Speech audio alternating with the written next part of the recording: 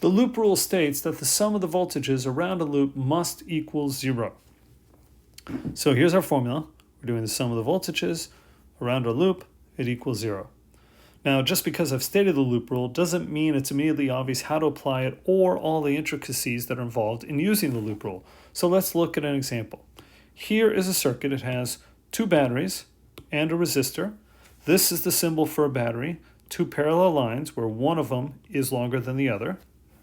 The long one is positive. It's the positive terminal. The short one is the negative terminal. Label the second one as well. And up here, this jagged line is the symbol for a resistor.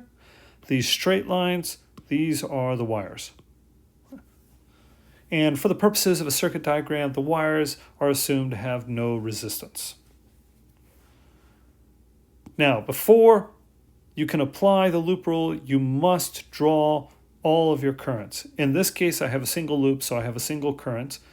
And my current's either going clockwise or counterclockwise. It doesn't matter which way I draw it. I need to draw it so that my loop rule is internally consistent. And when I draw it, as I did here, it continues on in this direction. It doesn't just stop here.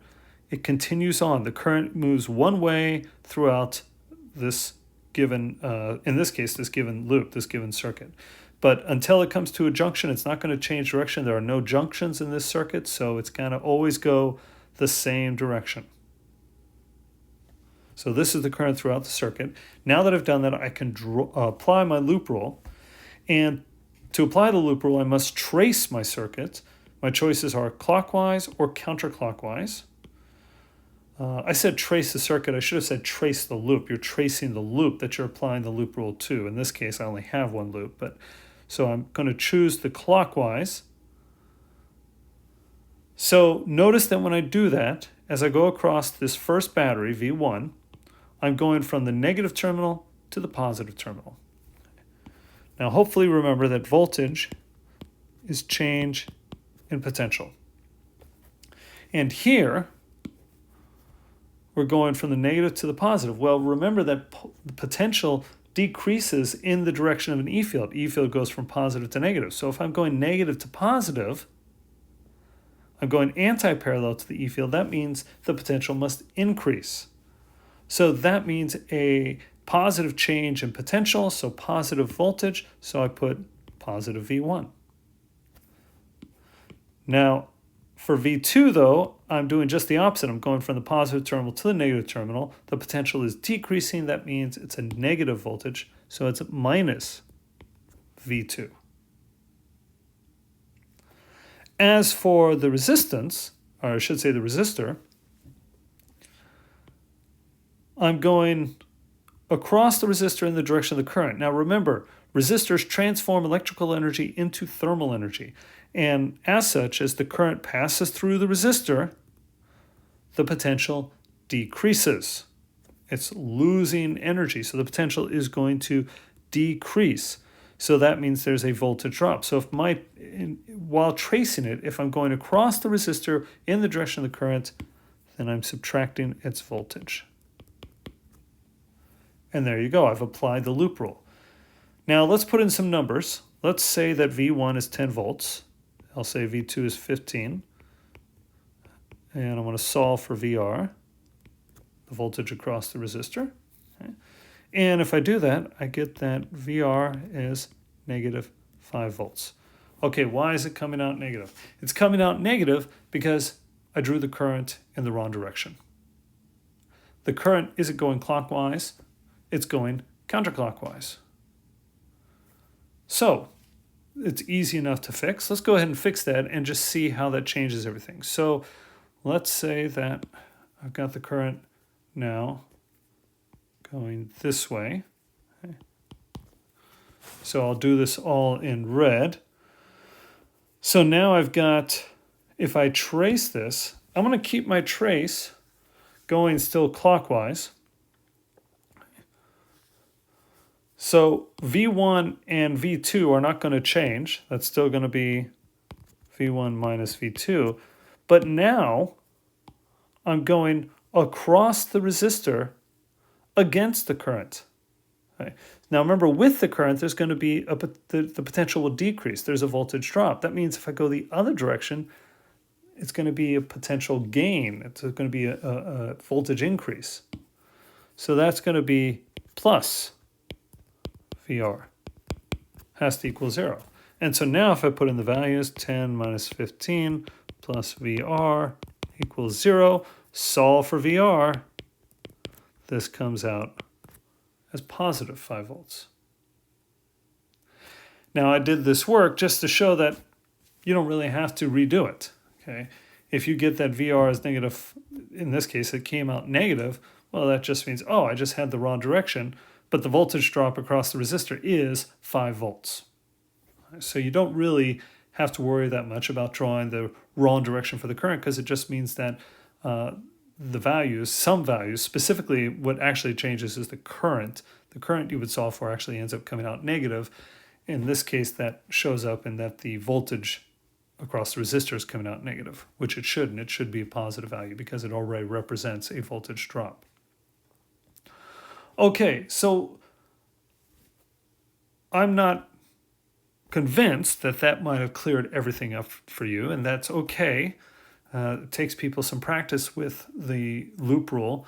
But what I want to do now is talk about the potential, how the potential changes as we go around the loop. So let's do that. Let's look at some points on our loop here. So I'm going to just draw some points here. I'll draw this point and I'll label this point A. And let's just continue on. I'll pick a point over here. This will be, well, actually, let me pick a point here. This will be point B. And we'll make this one over here point C. And I'll make this point over here D. And this point over here E. Okay, so let's say that at A, I'm going to say that the potential at A is 100. Now, as I go from A to B, I'm going from negative to positive across V2. V2, we'll just keep saying that it has a voltage of 15, as I already said. So that means I'm gaining 15. This is 100 volts. Means I'm gaining 15 volts. This is 115 volts. Okay. Now, going from B to C. This was mentioned before, but I understand if you don't remember. But we treat the wires as equipotential lines. And that goes back to me also saying that the wires don't have any resistance. So from B to C, there's no decrease in potential. C has the same potential as B. Then from C, we're going to go around here. We're going to go across the resistor to D. Okay, well, going across the resistor, that's going to be a voltage drop because I'm going in the direction of the current. Notice that's what I'm doing this time. So that's going to drop it to 110. Okay. Then from D to E, no change. So it stays 110 volts. And then from E to A, okay, so now I'm going positive to negative. That's a decrease in potential, so I've got to subtract. So I would subtract 10 volts, which would bring me back to 100. So here I'm at 110, and then I subtract 10, and it brings me back to 100. So this is another way to look at the loop rule. You could look at the potential. Nobody really ever does this, but it is another way, and I wanted to demonstrate it to show you how this actually ties back into all that stuff, all that potential stuff that we talked about. Okay, one last thing to mention here, and I need to make room for this.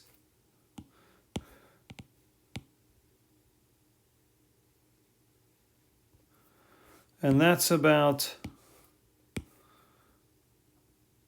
a situation like this. Oops. Okay. It's not the prettiest drawing, but it'll do. Where I've got an additional resistor, and I've got points here and here. These are junctions. Okay. How do you deal with a situation like this? Well, first off, these are junctions, and so you're going to have currents going this way. Going to have a current here. I want to mention that between two junctions, you have a constant current in that path. So this path has a certain current, a constant current. If I'm going this path, it has a different constant current. And if I go this path, that additionally has a different constant current. It is possible in certain situations for respective currents to be the same, but in general they aren't. Now, how does this all apply? How does the loop rule come into this? Well, the thing I want to point out is now we have multiple loops.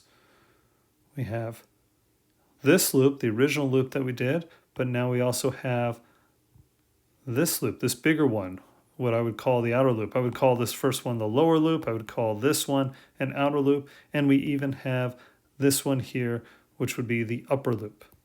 Okay. And the loop rule applies to any of these loops that I have drawn or that I've indicated here. All three loops have to obey the loop rule. I'm tracing them all clockwise, but of course you could trace them counterclockwise. It doesn't matter. The loop rule still applies.